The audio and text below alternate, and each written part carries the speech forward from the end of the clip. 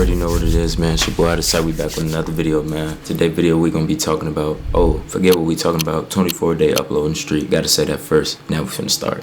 Today we're gonna be talking about things that were ahead of its time. You already seen the thumbnail, and then I got a few that, probably didn't see in the thumbnail that I didn't mention, stuff like that. We just gonna start. Let me grab my phone. Had to grab my phone real quick, and we just gonna start, man. So let's look. Alright, so we just gonna start off first with the Wii. I mean, like, everybody done had a Wii, you feel me, or some Nintendo product, but if you know, you know. Even if you didn't play it, everybody know what a Wii is, I would hope. So, you feel me, the Wii was actually ahead of its time because of the fact that, it just established a sense of greatness. Like, the Wii started the motion control gaming. So basically, like, you would have this and have that, and then, you had the two little remotes, and the remotes, you could use that to do different features and stuff like that. The Wii had that, and that's what make it, influential to me, and I feel like that's why it's ahead of its time. You had the little scale you could step on, and the Wii introduced fitness. Like, nowadays you see all this VR, AR, and you see fitness stuff. You got Apple Watches and stuff like that that's able to track your fitness. I just feel like the Wii paved the way for that, and I feel like we wouldn't have been able to do those certain things if it wasn't for the motion tracking and the stuff that the Wii was providing. It gotta make this list. Bro, Just Dance and the Michael Jackson Experience and everything like that. The Wii is influential. The Wii was ahead of its time. If the Wii came out now, it'll do numbers the same way it did then. It'll probably do more numbers because, inflation, and if it was the same price, we getting more money. Everything costs a little bit more, so who knows? But like, if the Wii was out now and it just came out now, man, it's crazy. Because I still be seeing people talking about, I want to bring my Wii out. I want to play the Wii, you feel me? And it's because the Wii was just ahead of its time. The Wii would thrive in this society right now. Just imagine the Wii coming out right before COVID quarantine. Man, what Nintendo was doing, they was doing their stuff, man. The Wii, they was gonna do their stuff if that happened. The Wii is ahead of its time. The motion and the fitness games and everything like that, it brought real life into the game. It was weird, but it was raw. Like, the me characters and creating your own avatars and having your avatars that you created in the game, you would think that's 2020 and on stuff, like, some Gen Alpha stuff, but, that's been out, and that's just crazy. So yeah, the Wii was definitely ahead of its time, and I just feel like that's something that would thrive if it came out today. And even further on, I feel like you place the Wii in any generation and everybody can like it, because my grandma used to play it, my granny, you feel me, my mom, my little sister, the little kids still play it. So it's like everybody play it. It catered to every generation, and I just feel like the Wii is one of the most influential things ever, making it ahead of its time as well. Let's talk about the second one. Alright, the second one is Pokemon Go. Y'all seen the thumbnail, y'all seen the Snorlax or whatever, but you feel me, like, Pokemon Go was so influential and it was so ahead of its time because of the fact that AR, so augmented reality. Augmented reality is a bit different from VR. With augmented reality, things are in front of you. It's augmented. It's not VR, because VR places you within the realm of the game. Virtual reality, augmented reality, it places it in front of you. So for instance, let's say we Pokemon Go right now. It's just Wild Pikachu right here in front of us, or Snorlax, or you feel me, Squirtle, whatever Pokemon you want to name. Name a Pokemon in the comments, but you feel me, like, that's augmented reality, and it places it in front of you, and it acts as if you're the actual Pokemon trainer, and you can throw or whatever you want to do.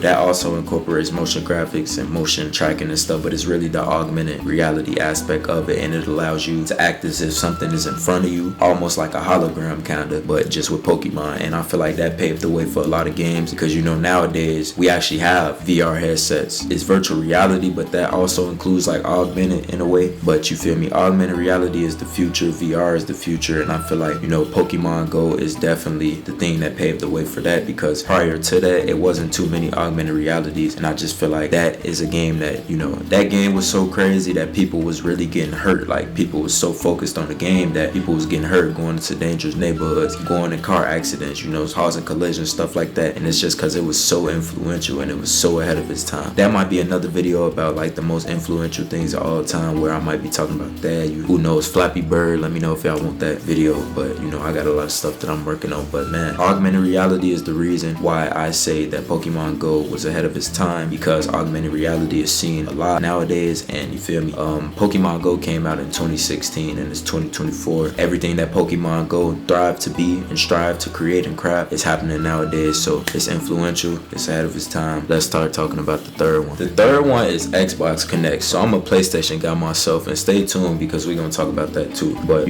I gotta give credit where credit due. I had a PS3, but my god brother had a Xbox 360 had an Xbox Kinect. So you feel me, just the whole little mind frame behind it, like the Xbox Kinect was a very good thing. I mean, Xbox Kinect was ahead of its time because of the fact that, you feel me, motion control was also in there, right? And it came around the same time as the Wii, a little bit after, but you feel me, that's still an early stage. 2010, 2009, whenever it came out, right? Motion control and voice control. So the ability to be able to command the computer or the chip in the processor to tell you what you wanted to do, that was really, in my opinion, started by Xbox Kinect. I feel like you weren't able to, you know, like direct the computer to do something. Like after that, we start seeing Siri, we start seeing the other Microsoft thing, I forgot what it's called, but you know, that's something that Microsoft did they big one with that. That's so influential, and I just feel like it ultimately helped just gaming in general. I feel like gaming wouldn't be what it is if we didn't have the Xbox Kinect, and that's just something that's truly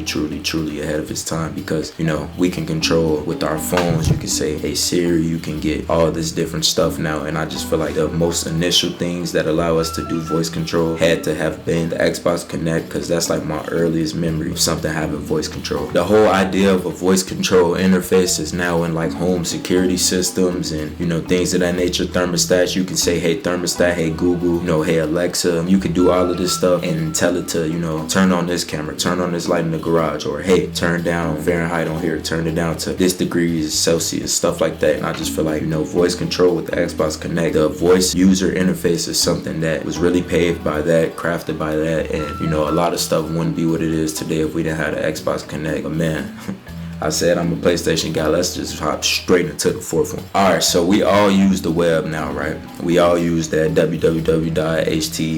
We all use that, right? Okay, look, the first gaming system that truly had a web browser in the game was the PSP. The PSP is so ahead of its time, and I think we can all agree on that, because all the little snotty nosed brats, jits, they all running around with the, you know, the DS's, and that's another thing too. I'm not going to include that because that kind of ties into the PSP realm with just the handheld. How can the DS be ahead of its time? Even though the DS ahead of its time, it kind of came from the PSP and it was just Nintendo's version. But basically what I was gonna say is that all the little shorties running around with it, you feel me, the Nintendo Switches. My little sister got a Nintendo Switch. People used to bring Nintendo Switches back in my high school for lunch. Like, that is something that handheld gaming things was definitely, handheld gaming consoles was definitely paved and started by PSPs initially, and it had widescreen displays. I mean, just things of that nature. It's just basically like, it was just basically ahead of its time, and it just paved the way and showed the blueprint. And even though it wasn't as successful as the Switch may have been, it did pave the way and give Nintendo, in my opinion, the green light to be able to say like, hey, let's make our own handheld system. I mean, the PlayStation 2 and the PlayStation was the actual console. The handheld version was the PSP. So the Nintendo Switch, they kind of took a blueprint, and you know, the Wii, make that basically the Wii, and let's make that into a handheld. And you know, Sony was like the first to really say, let's take our big console and make it portable. And you feel me, if we make it portable, we can put it on the go. Let's put internet in there, let's put the web browser. Sony did they big one. Nintendo definitely took a little bit out of that, but it paved the way, you feel me. And Nintendo's successful, but I feel like the PSP, if it would have came out around the time the Nintendo Switch did, the PSP would have been crazy. It's ahead of its time, man. It's so ahead of its time. Let's just talk about the last one, since we already talking about gaming consoles and things of that nature.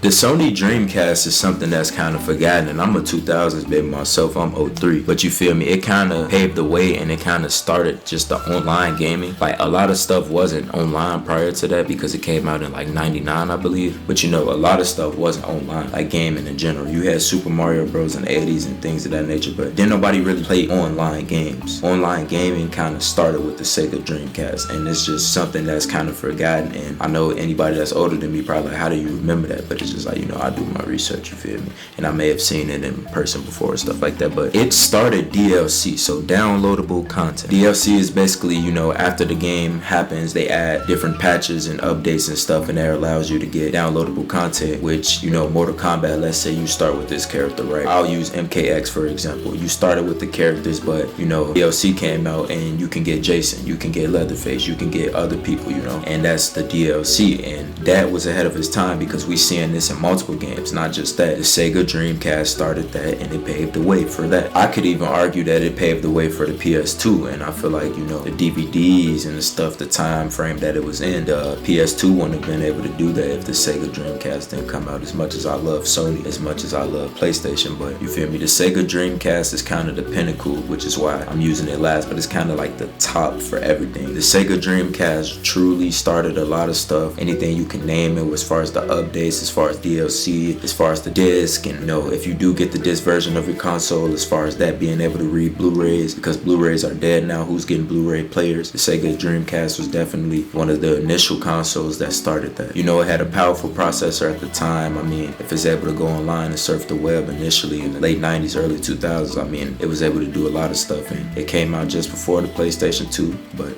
you know, it was truly different, and it fostered online connectivity and, you know, stuff like that. And the ability to be able to connect to the internet, that's definitely an efficient thing that I feel like, man, it's unmatched. But since we're talking about the internet, I'm on a quest to take over the internet. It's your boy Outtasight. Make sure you subscribe and like, comment down below whatever videos y'all want to see. We're on a 24-day streak, and man, we gonna get to a month, we gonna get to 30. I love y'all. It get greater later. Don't worry, you early. We finna take over, man. I love y'all. Let's get to 10,000 subscribers. When I get my card, it's up, and we uploading the entire summer. I promise. Let's get it, man.